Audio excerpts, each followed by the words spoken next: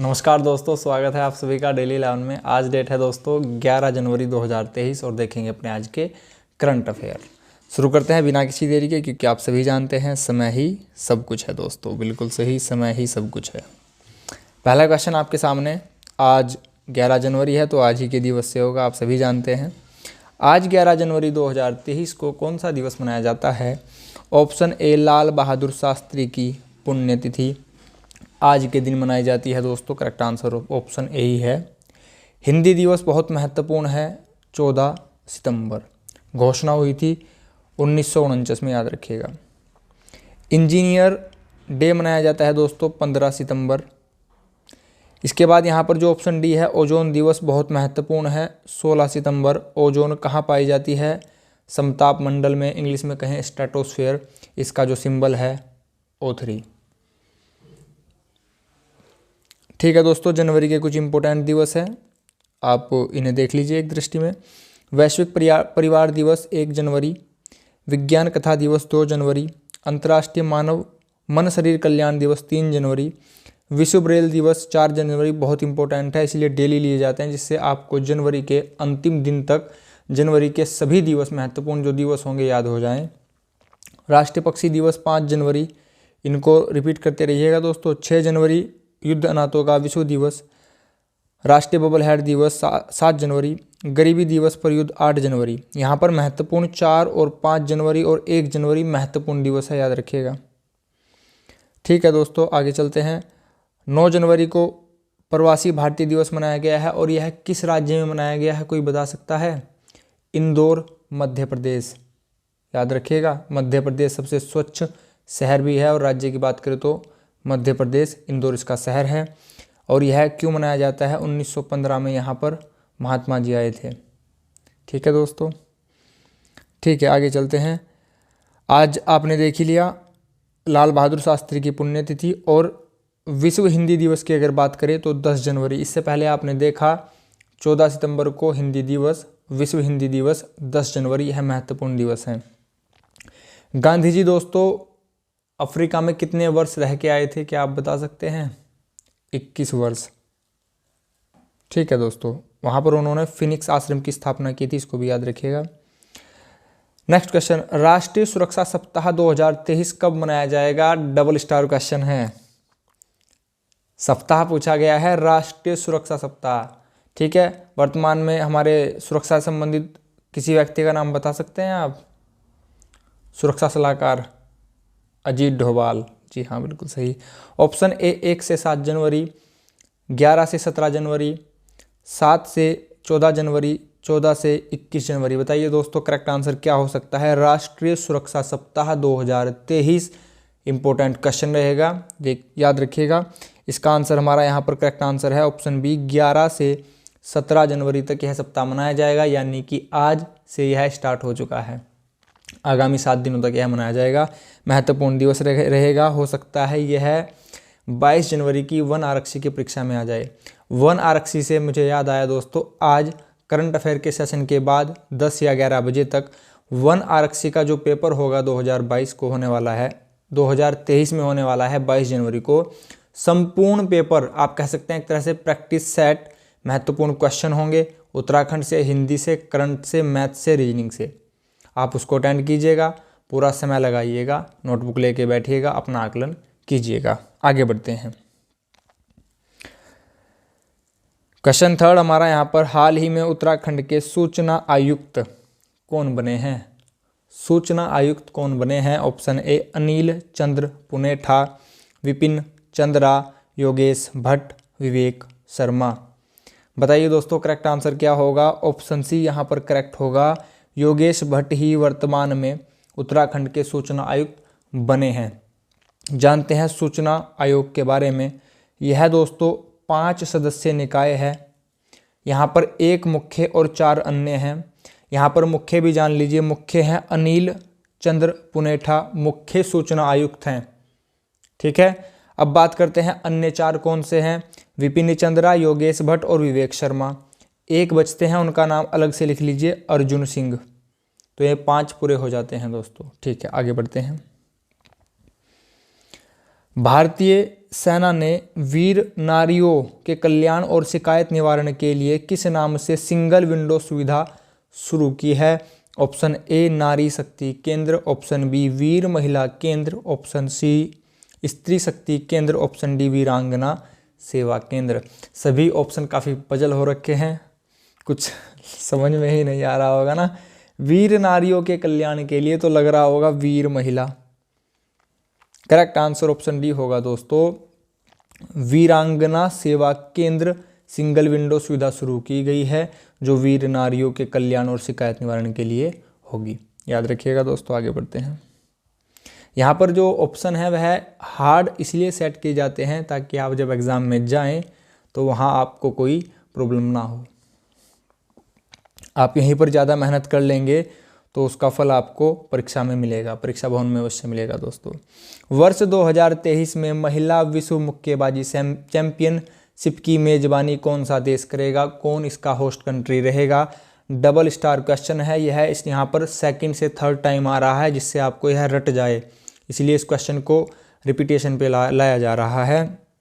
Option A Bharat, B Brazil, C Germany, D Japan. Correct answer दोस्तों option A रहेगा, यह इसका मेजबान देश रहेगा भारत। इसको रट लीजिएगा दोस्तों, परीक्षा भवन में अवश्य दिखाई देगा। भारत के बारे में जान लीजिए, भारत का मैप आप यहाँ पर देख पा रहे हैं, राजधानी नई दिल्ली। भारत के मैप से कुछ तथ्य जान लीजिए दोस्तों। भारत की सीमा अगर बात करें, पश्चिम में पाकिस्तान, उत्तर में यहाँ पर अफगानिस्तान, चाइना, तिब्बत, पूर्व में बांग्लादेश और पूर्व में यहाँ पर म्यांमार भी आप देख पा रहे हैं। म्यांमार का नाम बर्मा है दोस्तों। इसकी स्थापना 1937 में की गई थी। बांग्लादेश की स्थापना 1971 में की गई थी। ठीक है दोस्तों, कुछ तथ्य जान लीजिए। क्षेत्रफल, भारत का क्षेत्रफल 32,87,263, उत्तर से दक्षिण इसकी लंबाई 3214 किलोमीटर, पूर्व से पश्चिम इसकी लंबाई 2933 किलोमीटर। तीनों ही तथ्य महत्वपूर्ण हैं। चौथा तथ्य, स्थलीय सीमा 15,200 किलोमीटर, तटीय सीमा 7516.6 किलोमीटर। अगर आप इसमें से मुख्य की बात करेंगे, अंडमान और लक्षद्वीप को निकाल देते हैं तो 6100 किलोमीटर। अक्षांशीय विस्तार भारत का है 8 डिग्री 4 से लेकर 37.6 तक। मुख्य भूमि 6 डिग्री 4 से लेकर 37.6 तक। देशांतरीय विस्तार 68.7 पूर्व से लेकर 97.25 पूर्व। यह महत्वपूर्ण तथ्य हैं, इनको हल्के में मत लीजिएगा। पड़ोसी देश से स्पर्श होने वाले हमारे राज्य हैं 16। 9 राज्य हमारे ऐसे हैं जिनकी सीमा तटीय है दोस्तों। अगर आप इसको यहाँ पर देखना चाहें तो देख भी सकते हैं। 9 राज्य कौन से हैं एक दृष्टि में मेरे साथ देखिए। गुजरात, महाराष्ट्र, गोवा, कर्नाटक, केरल, तमिल, आंध्र, ओडिशा, पश्चिम बंगाल। ठीक है दोस्तों, यहाँ पर ये 9 हो जाते हैं। उसके बाद यहाँ पर लिखा गया है, अगर आप देख पा रहे हों, यहाँ पर लिखा है केंद्र शासित प्रदेश दोस्तों 4 हैं जिनकी सीमा जलीय सीमा है, देख लीजिए। अंडमान निकोबार, लक्षद्वीप, पौंडीचेरी और यहाँ पर दादर नगर हवेली, दमन दीव। ठीक है दोस्तों, आगे बढ़ेंगे। सबसे लंबी तटीय सीमा भी देख लीजिए, यहाँ पर गुजरात की है प्रथम स्थान और द्वितीय स्थान पर यहाँ पर आंध्र प्रदेश की है। बहुत सारे तथ्य हो गए दोस्तों, सभी को याद रखिएगा। ठीक है दोस्तों, नेक्स्ट देखते हैं। विश्व के क्षेत्रफल में भारत का 7वां स्थान है। 2.42% भारत पूरे विश्व का भूमि घेरे हुए है। विश्व की जनसंख्या में भारत का स्थान दूसरा है, प्रथम चाइना है। मछली के उत्पादन में भी चाइना ही प्रथम है और भारत का स्थान द्वितीय है। अगर बात करें मछली के हृदय में कितने चैम्बर होते हैं? 2 चैम्बर, और मानव के हृदय में 4 चैम्बर। जनसंख्या की दृष्टि से भारत 17.5% जनसंख्या अपने में समेटे हुए है। ठीक है दोस्तों, आगे देखते हैं नेक्स्ट क्वेश्चन। टीम इंडिया ने किन 2 स्टार बल्लेबाजों को T20 वर्ल्ड कप 2022 में प्लेयर ऑफ द टूर्नामेंट के लिए शॉर्टलिस्ट किया है? ऑप्शन ए विराट कोहली जी को, ऑप्शन बी सूर्य कुमार यादव जी को, ऑप्शन सी ए और बी दोनों ही, ऑप्शन डी में से कोई नहीं। करेक्ट आंसर ए और बी दोनों होंगे दोस्तों, ऑप्शन सी यहाँ पर करेक्ट हो जाएगा। विराट कोहली और सूर्य कुमार दोनों को ही प्लेयर ऑफ द टूर्नामेंट के लिए शॉर्टलिस्ट किया गया है। क्वेश्चन नंबर 7 हमारा, न्यूजीलैंड के आगामी दौरे के लिए भारत ने भारतीय क्रिकेट टीम का एक्टिव एक्टिंग कोच किसे नियुक्त किया है? Option A Gautam Sharma, B Vivek Kumar, C VVS Laxman, D Virat Kohli. Option C यहाँ पर करेक्ट हो जाएगा। एक्टिंग कोच नियुक्त किया है दोस्तों VVS लक्ष्मण जी को। अब यहाँ पर जिक्र आया है दोस्तों न्यूजीलैंड का, इसका मैप देख लीजिए, इसके बारे में कुछ तथ्य अपने साथ ले लीजिए। यहाँ पर आप मैप देख पा रहे हैं, आप समझ भी गए होंगे। यहाँ पर India, Nepal, China, Mongolia, Russia. ठीक है दोस्तों, यहाँ पर आप देख पा रहे हैं ऑस्ट्रेलिया, और यहाँ पर जिसकी हम चर्चा कर रहे हैं न्यूजीलैंड। न्यूजीलैंड की राजधानी है, कैपिटल है वेलिंगटन। ठीक है दोस्तों, बात करते हैं न्यूजीलैंड को दोस्तों दक्षिण का ब्रिटेन कहा जाता है, एक बात। उसके बाद आप यहाँ पर देखिए ये दोस्तों, यहाँ पर है जापान। जापान को पूरब का ब्रिटेन कहा जाता है, उगते सूर्य का देश कहा जाता है। ठीक है, कुछ तथ्य और जान लीजिए यहाँ पर दोस्तों। यहाँ पर आप देख पा रहे हैं न्यूजीलैंड, ठीक है। यहाँ पर ऑस्ट्रेलिया, ऑस्ट्रेलिया की राजधानी कैनबरा है। ऑस्ट्रेलिया और न्यूजीलैंड के बीच में यहाँ पर तस्मान सागर स्थित है, इसको याद रखिएगा। ठीक है दोस्तों, आगे बढ़ते हैं। नेक्स्ट क्वेश्चन हमारा क्वेश्चन नंबर 8। उत्तर प्रदेश की पहली महिला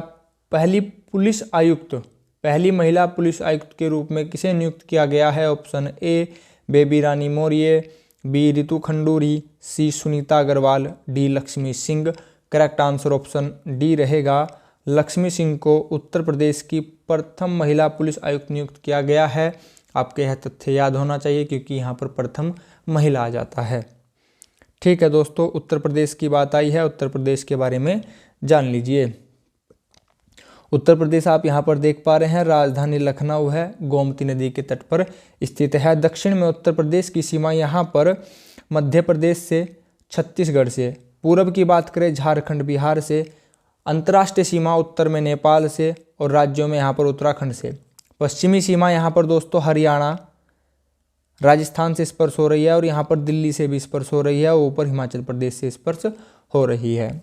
उत्तर प्रदेश के बारे में कुछ और तथ्य देख लीजिए जो बिंदु महत्वपूर्ण हो सकते हैं। राजधानी लखनऊ है, गोमती नदी के तट पर, बहुत ही इंपॉर्टेंट तथ्य है। लोकसभा की 80 सीटें हैं, सर्वाधिक है। राज्यसभा की 31 सीटें हैं, सर्वाधिक है। इनको याद भी रखिएगा क्योंकि यह सर्वाधिक है।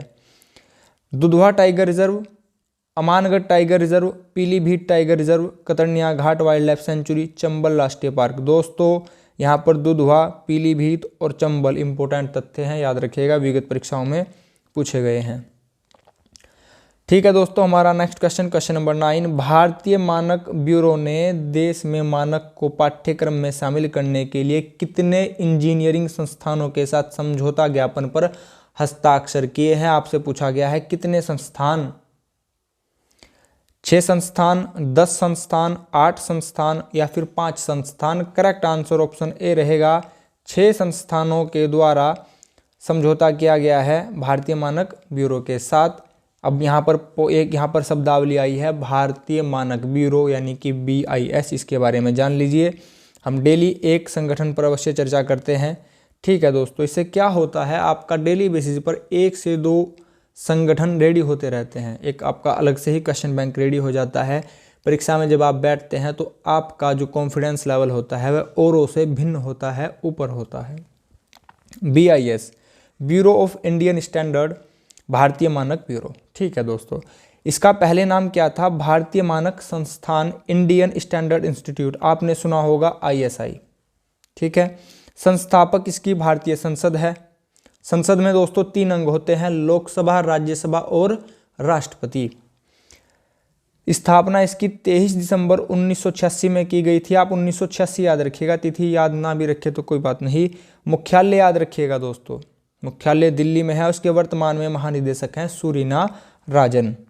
ठीक है दोस्तों, यहाँ पर संगठन समाप्त होता है। आगे हमारा नेक्स्ट क्वेश्चन था यस्टरडे क्वेश्चन।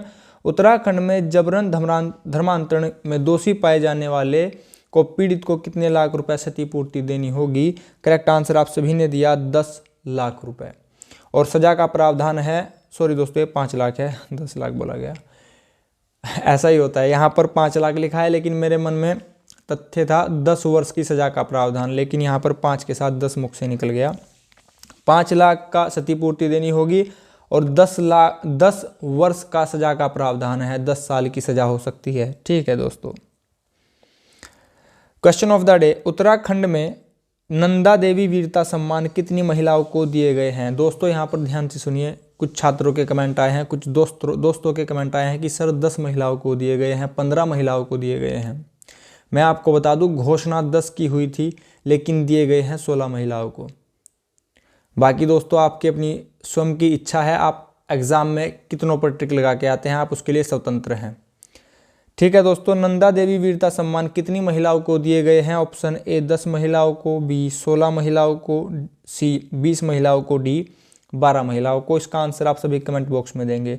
दोस्तों अगर आप चैनल पर नए हो तो प्लीज़ चैनल को सब्सक्राइब कीजिएगा, वीडियो को लाइक कीजिएगा, दोस्तों वीडियो को शेयर भी कीजिएगा। आपकी ओर से चैनल के लिए बहुत बड़ी हेल्प होगी। आपने अपना कीमती समय चैनल को दिया है, इसके लिए आप सभी का बहुत बहुत धन्यवाद।